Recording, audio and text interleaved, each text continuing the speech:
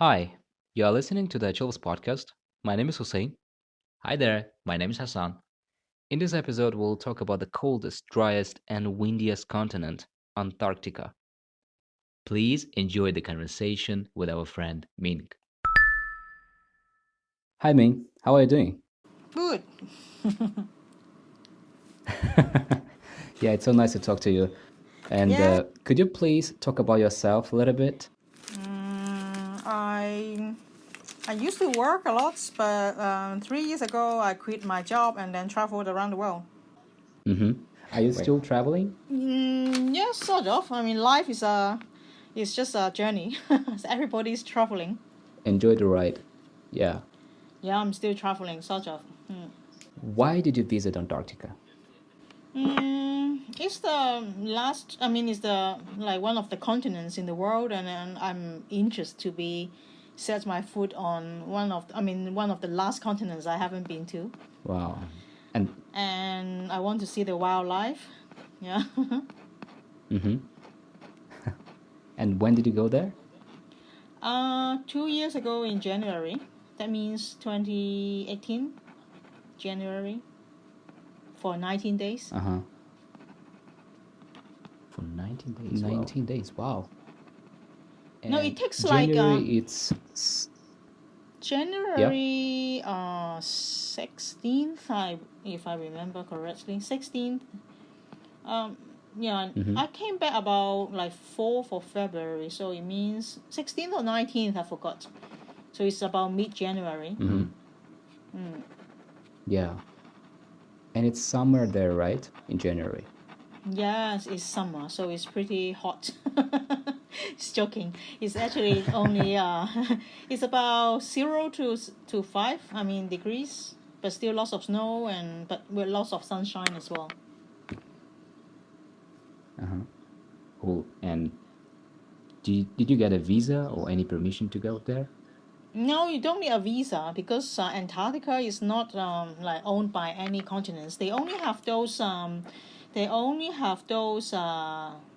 what's the name of that the station like by the research station by different countries, and those research Mm-hmm. station is sort of like those countries' territory, but Antarctica is not owned by anybody. I see.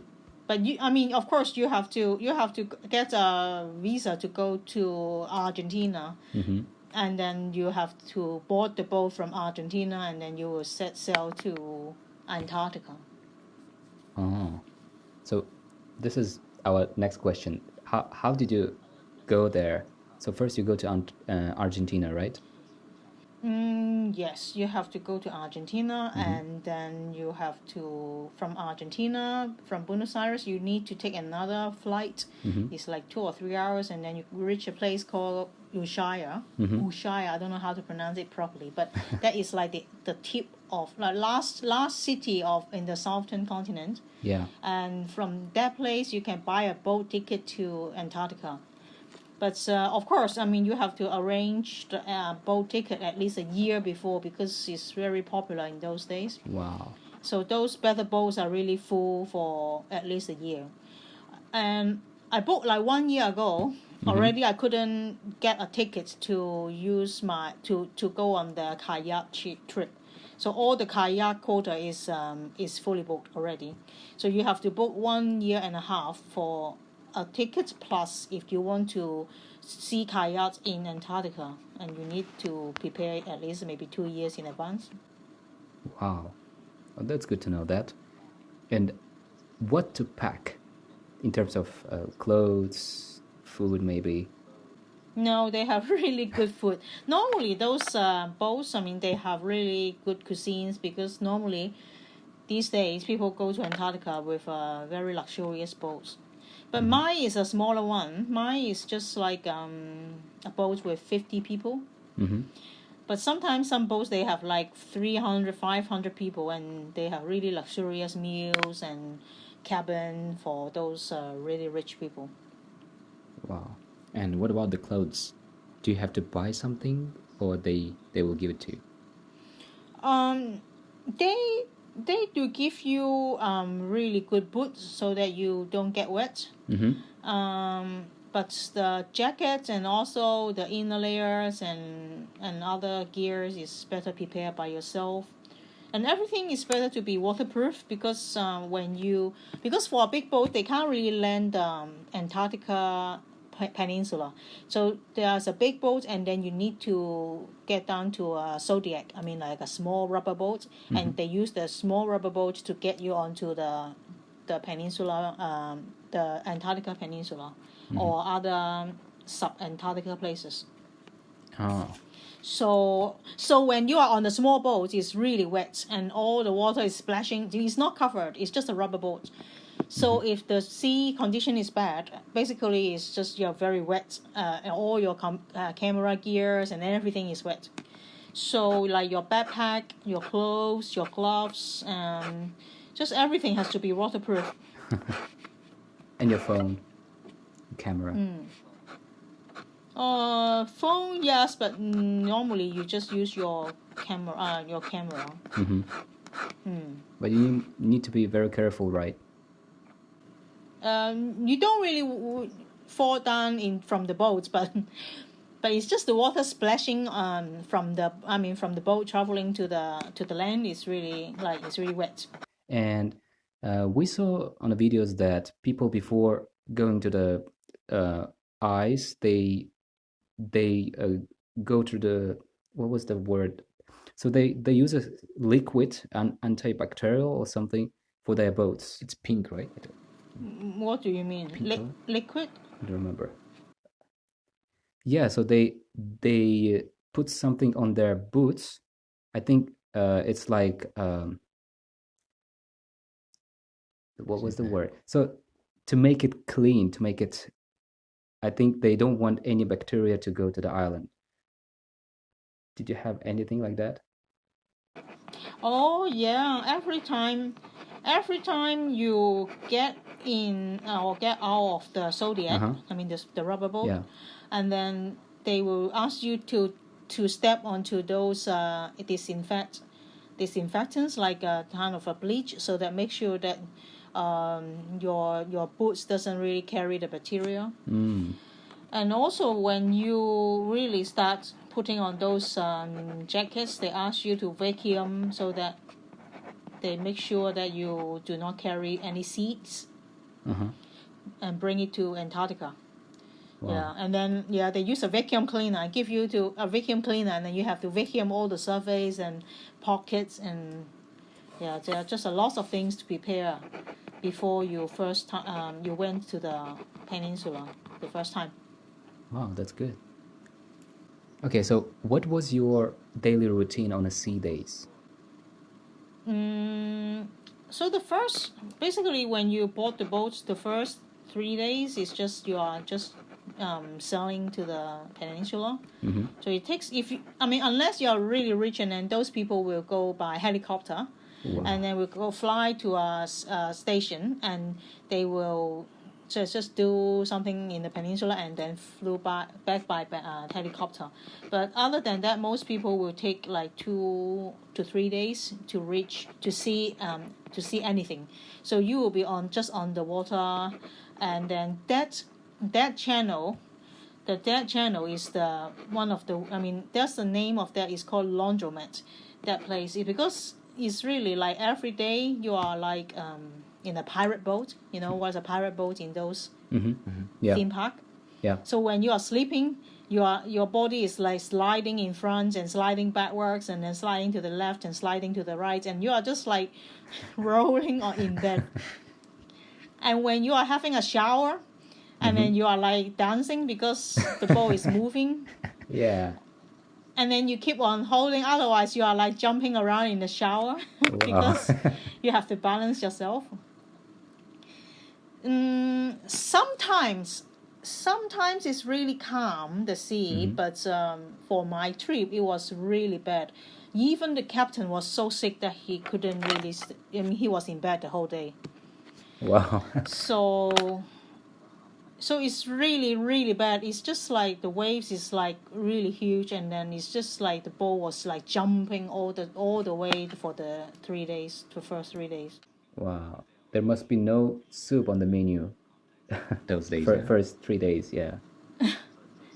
Lots of vomit bags disappearing from the corridor because they hang some vomit bags. So that when people feel they are sick, they will get some bags to their room so they can vomit. Wow. But yeah, lots of bags were disappearing. Did you have this problem? Sick feeling? No. No?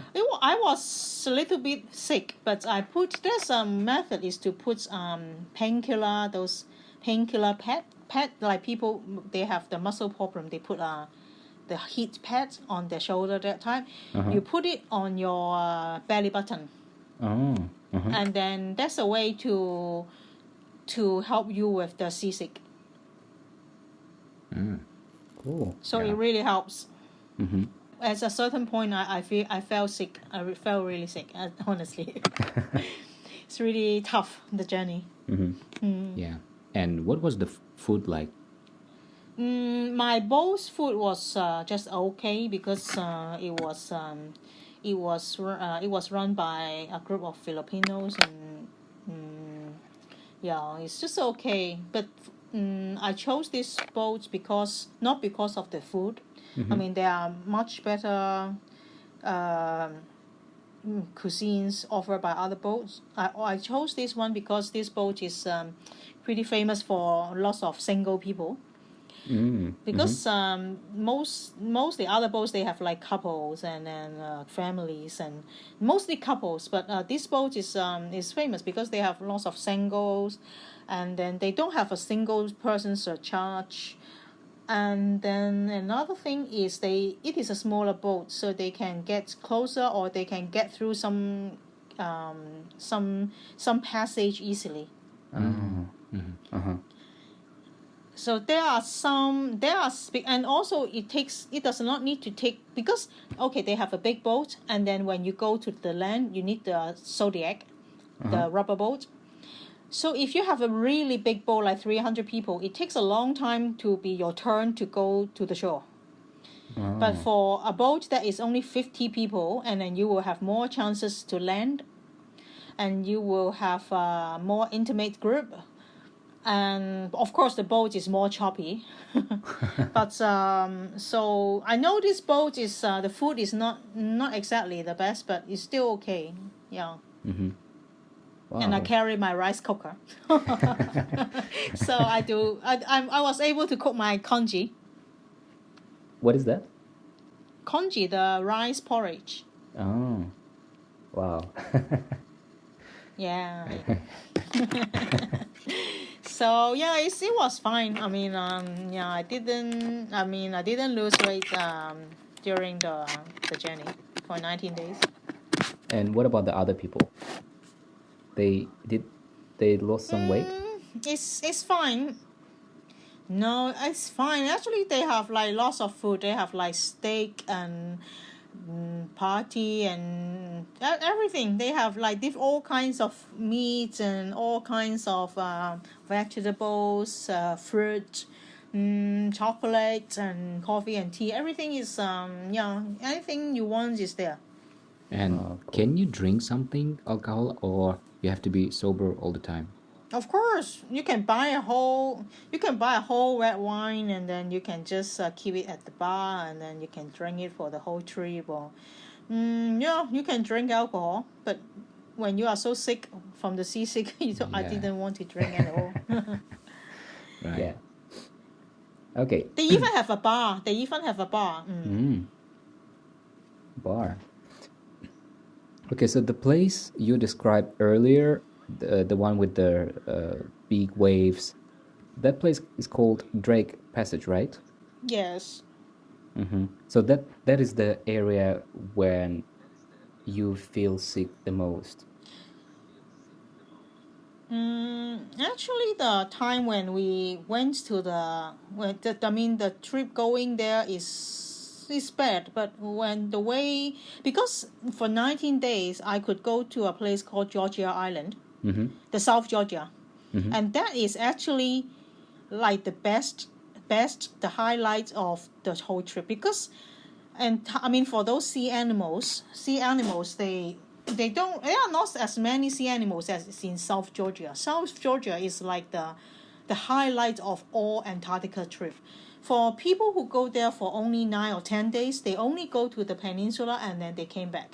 But for 18 or 19 days, you've got to go to South Georgia, and that is called Sub-Antarctica, and it's just amazing. That island is really like packed of all kinds of. It's just like so packed. I mean, it's like in Hong Kong there are lots of people, but in that island it's just lots of penguins. You can't even walk among the penguins. There's no path at all. Wow. They are not afraid of So people. yeah, that place is South Georgia, and then finally I came to Falkland. You know Falkland, Falkland, the UK, the UK's territory, and then from that Falkland, and then we flew back to Chile, and then back home. Oh, I see. But that, I mean, what I mean is, I mean, in 2018, the boat was really choppy from the Antarctica Peninsula to South Georgia, and that trip was really, really bad. I mean, was sliding so much on my bed the whole day. Yeah, I couldn't really get up. Oh, wow. And how cold was it there? Inside the boat is warm. You can just put on short sleeve. It's temperature controlled. And what about the outside? It's not that cold. It's about like normal winter. It's just like 0 degrees. Oh. Yeah, so it's not that cold because it's summer. And was it the wildest place you've been to? I mean, the Antarctica? Wildest place? Maybe I should say Tajikistan. Really? Because of people or because of no ATM? That fan mountain and no path, and you don't know where you are walking. And then all the sheep and then walking past you. Tajikistan. And also, I think, is it Tajikistan as well? Yeah, the Pamir Highway, that was wild. Pamir? Yeah, I mean, Tajikistan. that was another planet. It's not normal. Yeah, I that think place. in Tajikistan you need a guide. I think when you say, when you want to impress somebody, saying like the most exotic place I've been to, I would say Pamir Highway rather than say Antarctica. Because Antarctica, you have money and you can go there. And then it's nothing special. I mean, it's cold, but it's just money, and then of course a little bit of energy. But Pamir Highway was really tough. Wow. So you put Tajikistan higher, while the most wildest place you've ever been to. Yeah, the Cow Angel Peak in Tajikistan. Yeah. And we are living in Tajikistan. That is the wildest. Yeah. But it's different, right? Yeah, how lucky you are. Yep. Okay. So what was the most challenging thing for you? Antarctica, you mean? Yeah, Antarctica, yeah. Challenging is to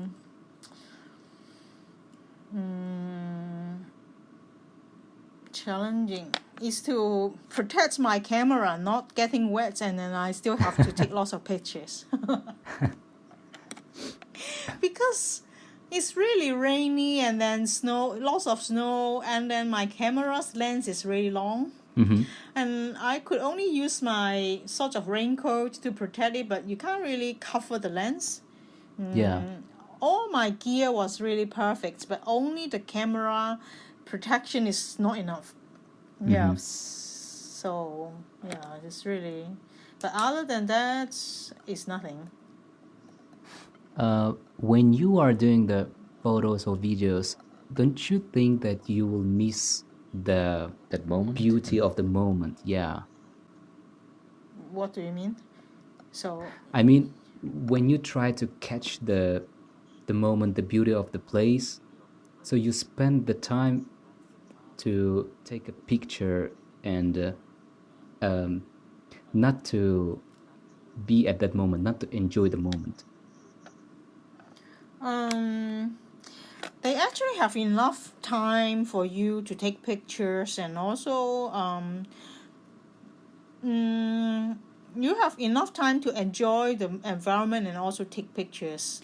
But something is really hard. For example, the whales jumping up, and also the penguins like shooting across the water. It's really hard to take those pictures. I mean, it's maybe my skill wasn't good, but that was not easy. Oh, But I see. did enjoy the trip as well as taking pictures. What were the activities you did there? So activities basically they have daily lectures. So because you go landing maybe after you arrive the peninsula or South Georgia, you can they will let you land. I mean, but landing is only like maybe 2 or 3 hours per day. And other than that, they will have lots of lectures by some, because on the boat they have historians, they have scientists, and they have doctors, and they have also like biologists. They will give talks. I mean, they have the talks to give you knowledge so you understand a lot about those animals, about the history of Antarctica, and also like those explorers who've been there and understand about lots of things about Antarctica. You learn a lot. Or they even have the photography skills. I mean, I learned a lot of cameras as well, how to shoot better pictures. So basically, every day is really packed. You have lots of things to do.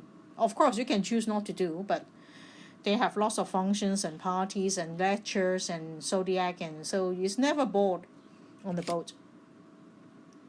Wow. Wow. So it Interesting. definitely worth the money you pay. Yes, I mean, it's worth it because my boat is okay. It's not that expensive for 19 days with all the food and lectures and everything. But so with all the food and boats, and I share with one Australian lady, and then it was it was like a 3-bed dorm, but only two of us is sharing, so it's pretty lucky. So we have enough space for each other. So would you go there again? I would love to. I would love to actually go to South Pole, not Antarctica. South Pole is like the middle part of those Antarctica place, to see emperor penguins. But one day, now situation like this. Yeah. You know I think the same boat, may not be the same boat, but the boat who went to Antarctica last year, in January or February, like the whole boat of people got the coronavirus because mainly of the frozen food. The food is carries the virus. So for the kitchen to cook so many days for so many people, so all the food was frozen before. So it's pretty dangerous unless this situation improves. Basically, Yeah. there's no way that people should get on a boat for so long time. Because you Yeah. can't find help. You don't have doctors. And did you also sleep outside in Antarctica? Not on a boat, but outside. No chance. No chance. You are not supposed to. I mean, when they land, it's normally you will land like 2 or 3 hours, and after that, and then you will get back to the boat. And there's no way that you will sleep outside. Yeah, because we watched a video yesterday and people slept for one day, right? Yeah. On inside a sleeping bag. It's not that cold. I mean, of course you can. Of course you can in some tour company, but mine didn't. Okay, so the most interesting part of the episode. So, how much was it? How much is it? Was Australian dollars? Is something like 16,000. I forgot exactly, but it's about 10. I mean, a bit more than 10,000 US dollar, maybe. For 19 days. Yeah, so it's I think it's reasonable. Mm-hmm. It's not. I mean, with all the lecturers, they have like doctors and all kinds of professional people. It's reasonable, but it's just. I mean, I was one of the youngest on the boat because, first of all, when you were so young, you don't have so much money, and then even you have the money, you don't have so much time. Yeah. To get there, you have to go to Argentina, and then from Argentina, you need to take lots of time to go to the tip of Argentina, and then you will need to take on. You need at least like 30 days. Simply, no need to work. So for most people, it's really hard. So most people is I think the boat's average is like nearly 60, Uh-huh. 55 to 60 years old. Wow. Yeah, there was also one family with 2 or 3 children and one younger couple, and then couple was like digital nomad, like yeah, those Wall Street programmer, and then so after that is me. I was the youngest already. Wow. 16,000 Australian dollars, it's about 12,000 US dollars now, but maybe at the time, 2018, around 10,000. Yeah, agree. But you need to count into the tips and also something. So it's about maybe 20,000 Australian dollar. It's something like that. I see. Wow, wow. Not so now. Yes. Okay, is there anything you would like to add that we didn't cover?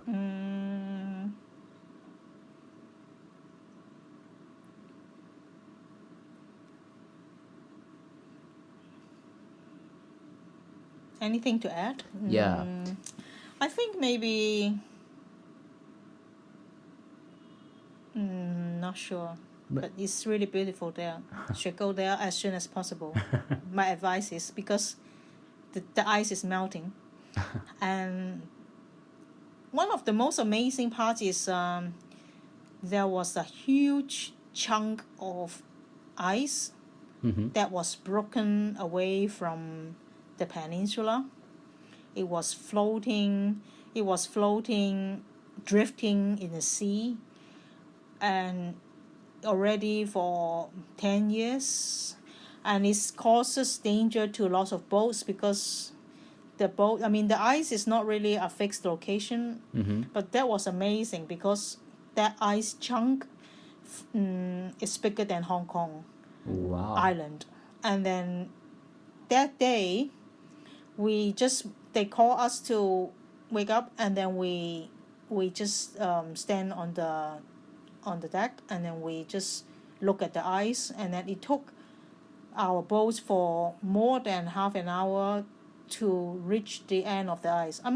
Nearly an hour from the beginning of the ice to the end of the ice, and it just goes on and on and on, and that is a big chunk because of the climate change, and then it's just broke apart from the peninsula. It's just drifting there. Wow. So that's the name of the ice, but now I forgot. I need to find out my journal. But yeah, that was really something.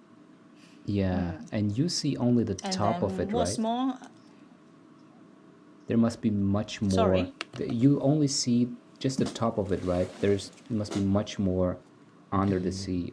on the side Yeah. of the ice, but yeah, because there is a number for the name of the ice, because it can warn the boats, that because otherwise the boats will just hit into the ice and then they will just drown. So yeah, it's really worth it. If you can save some money, you should go there. Lots of history, how the explorers came all the way and then finally put their country's flag into South Pole, and how they fight for that honor, and also see how penguins in millions numbers in front of you, and how how penguins mate, and then how they protect and nurture their young, and just you learn so much from a trip. Mm-hmm. So it's just something like they have one egg, and then the mother and father will keep on sitting on the egg by turn, and then they went back to the sea to eat, and then they came back after 3 years, and then they still can come back to find the. For us, all the penguins look the same, but for the penguins, they can exactly find their partner. Wow. I can't see what's the difference of those penguins. They are all the same to us. But they can come back to a million of penguins, and then they come back to the exact spot, and then they swap their turn to sit on the egg. And just you see so many animals and how they really live in their turf, in their natural environment. It's just we are the visitors. We are just standing among so many penguins. It's just, you can just sit there for days just looking at them, how they fight, how they mate, and how they just jump into the sea. It's just so cute. Wow. Yeah, it's just amazing. And they are not afraid of people? Yeah. They are afraid, but somehow if you know how to be around them, they will just ignore you because they are busy feeding and busy dating, or busy doing many things, playing, arguing. They are really like keep on arguing in front of us. They will just argue a lot and then keep They on don't care. pecking the other and then fight. They don't care. They are busy because, so it's just really interesting. Wow. No more. So, how people can find you? If they have Any questions, your email or anything that you are okay to share. You can put my email there. Okay, we'll add it in the description. That was really nice. It's nice talking to you guys. Yeah, thank you so much. Yeah, thank you so much for asking these questions.